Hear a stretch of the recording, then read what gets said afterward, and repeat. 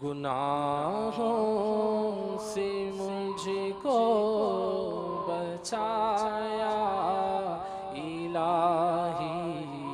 بری عادتیں بھی چھڑایا الہی، بری عادتیں بھی چھڑایا اللہ کے پیارے محبوب دانۂ غیوب منزہ عن العیوب صلی اللہ تعالی علیہ وسلم کا فرمان عبرت نشان ہے۔ بروز قیامت رب العزت جل جلالہ حضرت آدم علیہ السلام وہ بلا کر فرمائے گا کہ اٹھیے اور جہنمیوں کو جہنم میں بھیج دیجیے۔ حضرت سیدنا آدم صفی اللہ علی نبی جناب علیہ السلام عرض کریں گے مولا کتنوں کو جہنم میں بھیجوں؟ رب تبارک و تعالی ارشاد فرمائے گا ہر 1000 میں سے 999 کو بھیج دیجیے۔ صحابہ کرام علیہم الرضوان نے جب یہ بات سنی تو انہوں نے ہنسنا بلکہ مسکرانا تک چھوڑ دیا، اتنے رنجیدہ ہو گئے۔ سرکار نامدار صلی اللہ تعالی علیہ وسلم نے جب یہ حالت دیکھی تو ارشاد فرمایا کہ عمل کرو اور تسلی رکھو۔ رب ذوالجلال کی قسم جس کے قبضہ قدرت میں میری جان ہے، کافر انسانوں اور شیطان کے چیلوں کے علاوہ 2 ایسی مخلوقات بھی ہیں جو اپنی تعداد میں تم سے بہت زیادہ ہیں۔ صحابہ کرام علیہم الرضوان نے عرض کیا وہ کون ہیں؟ ارشاد فرمایا یاجوج اور ماجوج۔ صحابہ کرام علیہم الرضوان یہ سنتے ہی خوش ہو گئے۔ سرکار نامدار صلی اللہ تعالی علیہ وسلم نے مزید ارشاد فرمایا عمل کرو اور اطمینان رکھو، خدا کی قسم بروز قیامت تم لوگوں میں ایسے ہوگے جیسے اونٹ کے پہلو میں تل یا جیسے جانور کی ٹانگ پر نقطہ ہوتا ہے۔ صحابہ کرام کو یہ تسلی دے دی گئی کہ مخلوق تو بہت ہوگی جو مطلب جہنم میں جانے والی ہوگی، اور مثال دی کہ تم تو مطلب ہے کہ جیسے جانور کی ٹانگ پر نقطہ ہوتا ہے اس طرح ہوگے قیامت کے روز، یا اونٹ کے پہلو میں تل، اونٹ تو بہت بڑا ہوتا ہے۔ تو جو صحابہ کرام تو حقیقت بھی ہے کہ صحابہ کرام علیہم الرضوان جو ہے ان کے بارے میں ہم مسلمانوں کا یہی عقیدہ اور حقیقت بھی یہی ہے کہ ہر صحابی جنتی ہے رضی اللہ تعالیٰ۔ تو اے بھائیو اور مجھے سننے والی اسلامی بہنوں، اے دنیا فانی کے دھندوں میں مگن رہنے والوں اور خود فریبی میں مبتلا غفلت شیعاروں، اس دار فانی میں غور و فکر مت کرو، اس دنیا کے حصول کی فکروں میں مت پڑو، دولت کے چکروں میں اتنے مت پڑو، بلکہ اس منزل کی فکر میں لگ جاؤ جس کے متعلق خبر دی گئی ہے کہ وہ تمام انسانوں کا پڑاؤ ہے۔ چنانچہ اللہ جل جلالہ کا فرمان عبرت نشان ہے، پارہ 16 سورہ مریم آیت نمبر 71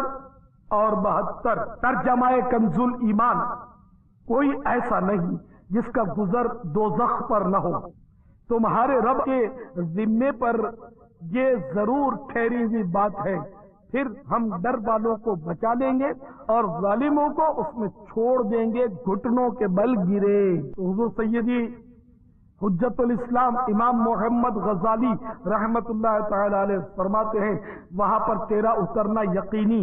اور تیری نجات مشکوک ہے، لہذا دل کو اس جگہ سے خوف زدہ کر، شاید کہ تو اس طرح نجات کا راستہ پا لے، اور مخلوقات کے حالات کے متعلق سوچ جب وہ قیامت کی سختیوں کے متعلق اندازہ لگا رہے ہوں گے اور وہ اس دکھ اور دہشت میں مبتلا ہوں گے اور نظریں اٹھا کر اپنے اعمال نامے کی حقیقت کے اظہار کا انتظار کر رہے ہوں گے اور کسی شفاعت کرنے والے کے منتظر ہوں گے کہ اچانک ایک ہولناک اندھیرا مجرموں کو گھیر لے گا اور بھڑکتی بھی آگ ان پر سایہ فگن ہوگی اور اس کی شدت غضب سے وہ مکروہ آوازیں اور چیخ و پکار سنیں گے۔ اس وقت انہیں اپنی ہلاکت کا یقین ہو جائے گا، لوگ گھٹنوں کے بل گر جائیں گے۔ اس وقت نیک لوگ بھی اپنے برے انجام سے خوف زدہ ہوں گے، اور اس وقت عذاب کا فرشتہ پکارے گا فلاں بن فلاں کہاں ہے، جو خود کو دنیا میں لمبی لمبی امیدوں سے تسلیاں دیا کرتا تھا اور اپنی زندگی کو برے اعمال کے لیے وقف کر رکھا تھا۔ پس عذاب کے فرشتے لوہے کے ہتھوڑے دے کر بڑھیں گے اور اس کا نہایت ہی خوفناک اور بھیانک استقبال کریں گے، یعنی اسے سخت عذاب کے لیے لے جائیں گے، اسے جہنم کے غار میں ڈال کر کہیں گے اب عذاب کا مزہ چکھو، تم تو بڑے بزرگ اور مہربان بنتے تھے۔ اور وہ ایسی جگہ ٹھہرائیں گے جس میں کنارے تنگ، راہیں تاریک اور پوشیدہ ہلاکتیں ہوں گی، مجرم اس میں پڑے رہیں گے، اس میں آگ بھڑکائی جائے گی، ان کا مشروب گرم پانی اور ان کا ٹھکانہ جہنم ہوگا۔ عذاب کے فرشتے انہیں منتشر کریں گے اور جہنم انہیں جمع کرے گا اور ہلاکت کے متمنی ہوں گے، مگر انہیں موت نہیں آئے گی۔ ان کے پاؤں پیشانیوں سے بندھے ہوں گے اور ان کے چہرے گناہوں کی سیاہی سے کالے ہوں گے، وہ ہر چہار سو پکارتے پھریں گے اے مالک علیہ الصلوۃ والسلام، جہنم کے داروغے کا نام ہے مالک، اے مالک ہمارے لیے سزا کا وعدہ پورا ہو چکا، اے مالک لوہا ہمیں فنا کر دے گا، ہماری کھالیں اتر گئی، اے مالک ہمیں اس سے نکال، ہم دوبارہ برے اعمال نہیں کریں گے۔ عذاب کے فرشتے جواب میں کہیں گے اس وقت تمہارا افسوس، تمہیں کوئی مأمن، کوئی جائے امن فراہم نہیں کرے گا اور تمہیں اس ذلت کی جگہ سے کبھی نہیں نکالا جائے گا۔ یہ کفار کے لیے کہ وہ کبھی بھی نہیں نکالے جائیں گے، اسی میں رہو اور کوئی دوسری بات نہ کرو، اگر تم اس سے نکال بھی دیے گئے تو تم وہی کچھ کرو گے جو پہلے کیا کرتے تھے۔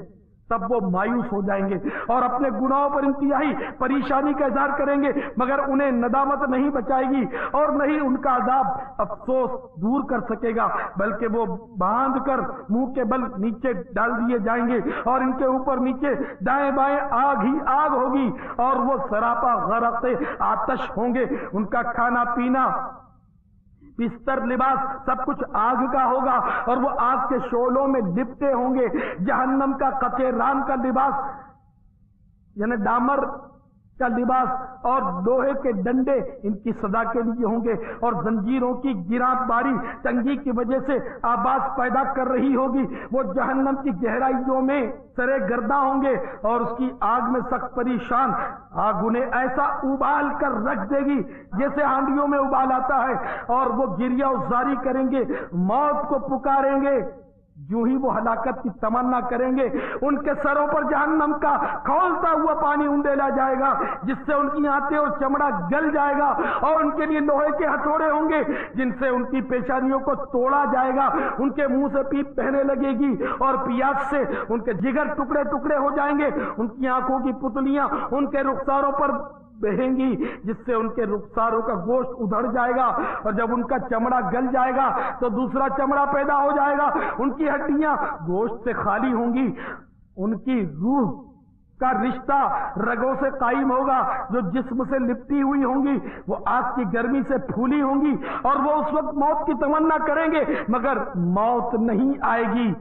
اگر تم انہیں اس حالت میں دیکھو تو نظر آئے گا کہ ان کی شکلیں بہت زیادہ سیاہ ہیں، آنکھیں اندھی، زبانیں گونگی، کمریں شکستہ، ہڈیاں ریزہ ریزہ، کان بہرے، چمڑا چیتھڑوں کی طرح پارا پارا، ہاتھ گردنوں کے پیچھے بندھے ہوئے یعنی چکن کی ہوئی پیشانی اور پاؤں یکجا، منہ کے بل آگ پر چلتے ہوئے، اپنی پلکوں سے گرم لوہا روندتے ہوئے، ان کے تمام اعضائے بدن میں بھڑکتی ہوئی آگ ہوگی، جہنم کے سانپ اور بچھو ان کے جسم پر چمٹے ہوئے ہوں گے۔ تو یہ مناظر دیکھ کر تمہاری کیا حالت ہوگی، اور سوچئے کہ یہ جہنم کے مناظر کس قدر ہولناک ہیں۔ اے اللہ ہمیں جہنم کے عذاب سے محفوظ فرما۔ بے سبب بخش دینا پوچھ